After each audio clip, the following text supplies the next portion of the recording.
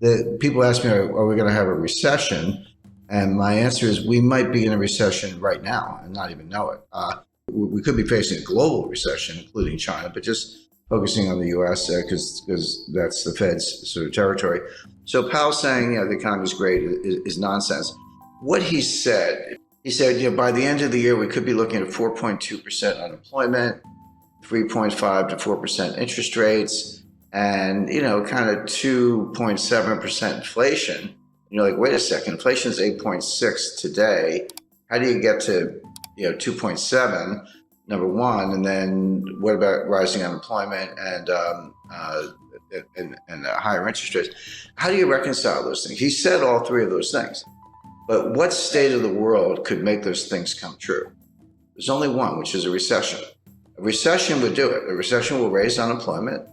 Higher interest rates will cause the recession. And the recession will cause inflation to go down. So in effect, Powell was saying we're going to have a recession. Inflation, prices go up, so we understand that, or maybe put differently, the value of your money goes down. You don't get as much for your money, same thing.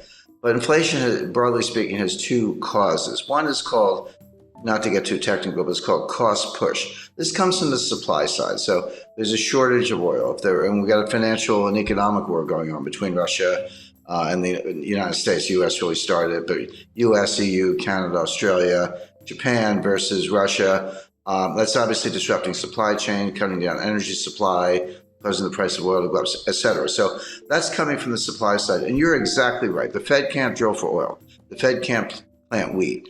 The Fed can't make semiconductors. So they can't do anything about this. And the supply chains are breaking down.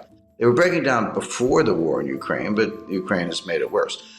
The other source of inflation is called demand pull. And this is when individuals, you, me, and all of our viewers and, everyday Canadians and Americans worry about inflation. We say, well, I'm just thinking about buying a refrigerator. Better buy it now before the price goes up, or the car, house, or whatever it might be.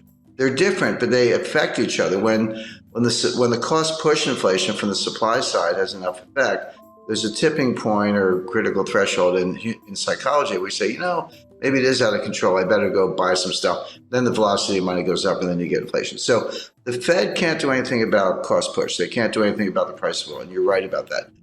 But they're looking at the demand side, saying, hey, if this supply thing goes on long enough, eventually the psychology will change, and we'll get demand pull and behavioral, and that is really hard to change. So what they're trying to do, they know they can't change the supply side, but they're trying to squash the demand side before it gets out of control. Now, the question, of course, is can they do it? The answer is they can do it, but at what cost? So a general rule of thumb, this is really simple. You have to forget about nominal interest rates. Nominal interest rates are the rates you see on your screen, you hear about in the headlines and all that. Real interest rates are nominal interest rates minus inflation. Take the inflation out and see what's left. Well, right now, real interest rates are about 2%, actually 1.75% under the Fed's policy rate. Inflation's 8.6%. So, just round numbers, 1.5 minus 8.5, that makes the inflation rate -7. That's nowhere near. It's got to be +2. Real rates have to be +2 to squash inflation. Right now, they're -7. So that implies that the Fed has to raise interest rates to 10.5% to get to +2 real interest rates. That's never going to happen. They're never going to get there. They will destroy the economy long before they get there. So the Fed has no hope of squashing inflation from the demand side, as you described, by raising rates, unless inflation comes down for other reasons. So what they're going to do, they're going to keep raising rates, 2, 2.5, 3, 3.5, 4, hope that inflation comes down from 8 to maybe 3, although I think that's a stretch. You could get into positive real rate territory, but they're really far away from it. So I think, by the way, I described what they're trying to do. I should make it clear they're going to fail. The only way inflation comes down, the way we're talking about, is if they trash the economy, a severe recession. If that happens, you say, well, do people still need to put gas in their cars? Well, you're right, but not if they're unemployed, because they're not going to work. There's a lot here that's just for show. It sounds good on TV, but there's a lot less here than meets the eye. But the point is, this is not over anytime soon. And even if it were, when you break supply chains, you can't just put them back together. It's like breaking a vase. in 1,000 pieces. And you got to go buy a new vase. It's going to take years to undo this damage. So I spoke to the individual who was probably the single individual most responsible for building the modern supply chain. It was 30 years from 1989 to 2019. It was head of one of the largest companies in the world, and this is what they did, among other things. And he said, Jim, you have to understand, it took us 30 years to build it. It took us 3 years to blow it up. It's not going to come back in a year. This is going to take 5, 10, 15 years to build a new one. So it's what I call supply chain 2.0. Well, buying a refrigerator is a good idea. Buying a freezer might be a better idea. We're looking for food shortages by the fall. Now, when I say food shortages, in Africa and Middle East, this will mean mass starvation. You may see the greatest humanitarian crisis in history because they literally can't get the food. Everyone's like, well, gee, you can't get Ukrainian wheat. What's the big deal? Buy it from somewhere else. There is nowhere else. Canada and the United States grow an enormous amount of wheat, but we use most of it internally, and we feed, because it's not for humans, by the way, we feed our animals. This is how you feed cows, pigs. This is how you get beef and pork. This is an example of the supply chain, how it filters all the way through. So you would expect higher prices to persist. You would expect food shortages. Buying a freezer is not a bad idea. The future supply chain is going to be, it goes by different names. Janet Yellen calls it friendshoring. Macron calls it constellation.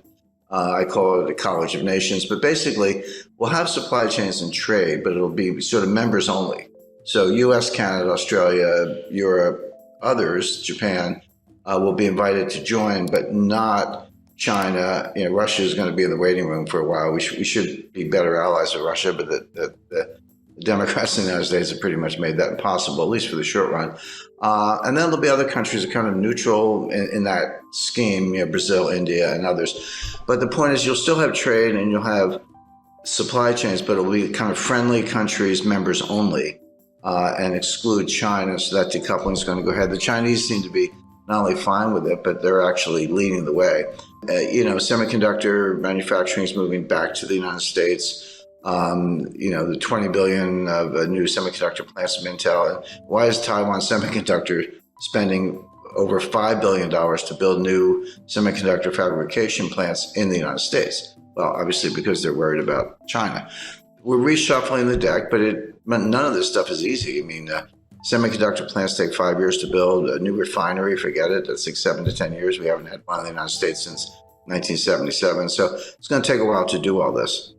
Well, we can do it. So if I said we're definitely going to have inflation, you would know what to do. You'd buy gold, hard assets, land, silver, treasury notes, government bonds, etc. If I said we're definitely going to have deflation, you would also know what to do. You would reduce leverage. You would have more cash, and there are other assets you could go into. The problem is we could have both. There's no question we have inflation right now. It's front and center. But if the Fed squashes it and causes a recession or worse, you could flip to deflation very quickly. So this is going to sound like an obvious statement. What you want is diversification. Sounds obvious, but most people don't know what diversification is. I see people, I've got 50 stocks in 10 different sectors. I'm highly diversified. I'm like, no, you're not. You have one asset class called stocks. Real diversification, have a slice of stocks, gold, real estate, cash. Agriculture is a good investment. Energy, forget the Green New Scam. That's a joke. Oil and natural gas are going to be around for a long time.